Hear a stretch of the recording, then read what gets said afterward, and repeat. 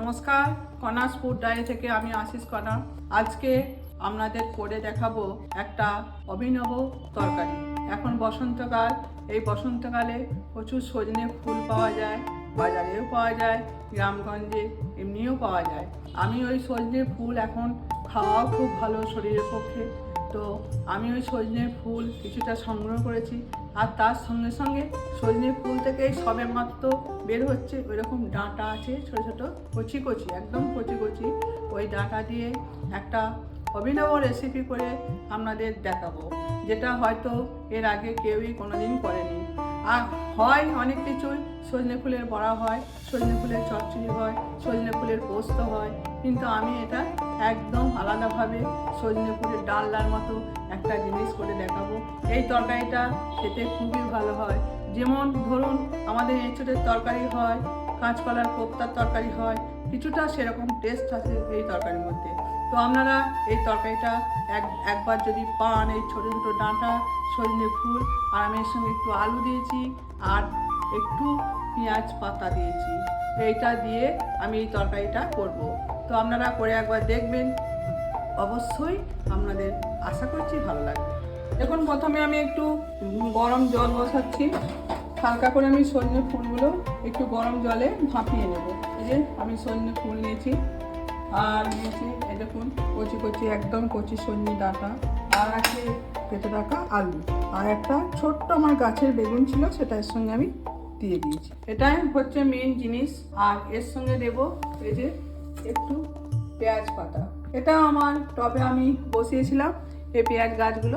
আর একটা মশলা আছে, যে মশলাটা আমার রেডি করা আছে, এটা এর মধ্যে আছে পেঁয়াজ, রসুন আর টমেটো আর দুটো লঙ্কা, এটা দিয়ে বাটা আছে। এতে কিন্তু আদা নেই, আদা জিরে বাটা আমি আলাদাভাবে ব্যবহার করব। দেখুন জলটা মোটামুটি গরম হয়ে গেছে। এরপর আমি সজনে ফুলটা এটা দিয়ে দিচ্ছি, একটু হালকা করে ভাপিয়ে নেব। এর মধ্যে একটা কষ ভাব আছে, সেটা কেটে যাবে, কিন্তু এটা সব সদ্য দিয়ে মানে সব না ভাপিয়ে করলেও খুব ভালো, শরীরের পক্ষেও ভালো, কিন্তু আমি সামান্য গরম জল দিয়ে ভাপিয়ে নিচ্ছি।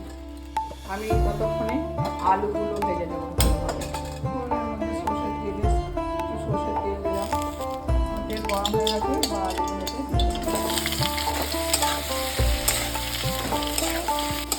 দেখুন আলুটা লাল লাল করে ভাজা হয়ে গেছে। এরপরে আলুগুলো আমি একটু তুলে নেব।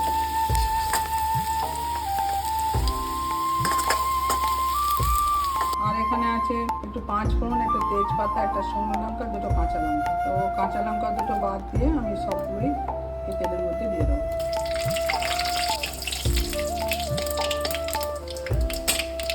টমেটো, পেঁয়াজ, দুটো পেঁয়াজ আছে, আর আছে 5-7 কোয়া রসুন, আর দুটো লঙ্কা, শুকনো লঙ্কা, এটা দিয়ে এটা পেস্ট করা আছে, এটা এর মধ্যে দিয়ে দেবো।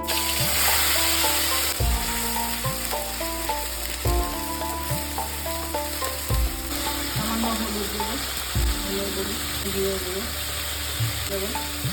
বললাম আদা আর জিরে এর মধ্যে বাটা আছে, এটা 7 কোয়ার মতো।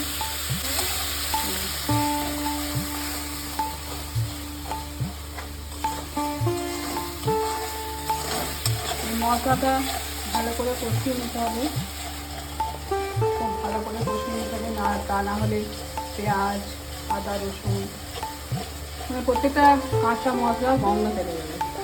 এই মশলাটা ভালো করে কষিয়ে নিতে হবে।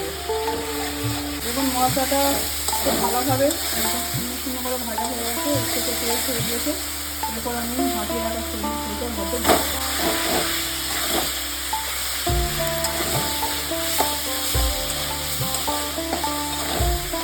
কচি ডাঁটাগুলো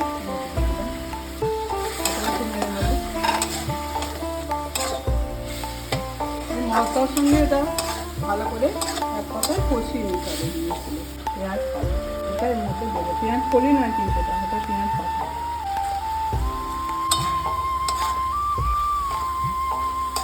এই পেঁয়াজ পাতাটা আমার টবে তৈরি করা, দারুণ সেম দেশি পেঁয়াজ পাতা। এই পেঁয়াজ পাতাটা যে কোনো তরকারিতে দিলে এত সুন্দর ফ্লেভার আসে, মানে নাম দিলে বোঝা যায়। ঠিক আছে, যখন কষানো হয়ে গেছে ভালোভাবে কষানো হয়ে গেলে এরপর আলুটা দিয়ে দিতে হবে।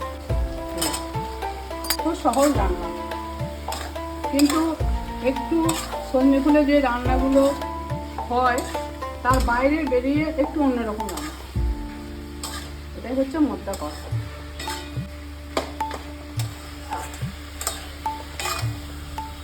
এটা একটা অল্প কাশ্মীরি লঙ্কা জলের মধ্যে গলানো আছে, সেটা এর মধ্যে দিয়ে দিচ্ছি। একটু লঙ্কা হবে, এটা যে কাঁচা লঙ্কা থেকে পেঁয়া ছিল, আমরা ঝাল কম খাই সেজন্য দিলাম। যদি আপনারা ঝাল বেশি খান আর 2-4টে লঙ্কা এরকমভাবে ছিঁড়ে দিতে পারেন, তাহলে টেস্টটা ভালো হবে, ঝাল ঝাল হবে।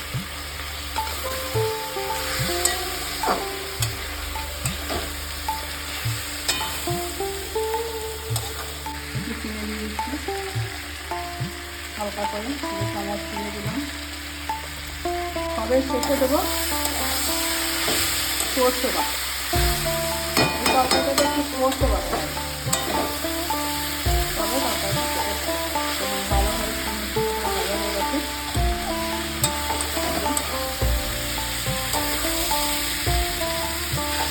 আমি এতে দিচ্ছি সর্ষেটা নিতে দিয়ে দেবো। আমার তরকারিটা সব মশলা হয়ে গেছে, কষানো হয়ে গেছে। এবার আমি পরিমাণ মতো জল দেবো।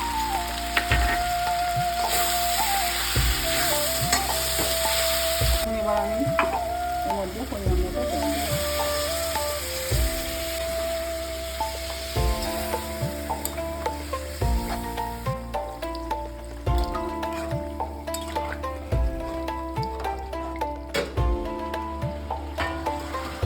দেখুন আমার তরকারি প্রায় হয়ে এসছে, মানে হয়েই গেছে, হয়ে এসছে না হয়ে গেছে একদম। এরকম গায়ে মাখা মাখা একটু হবে, খুব শুকনো করে দিলে আবার ভালো লাগবে না।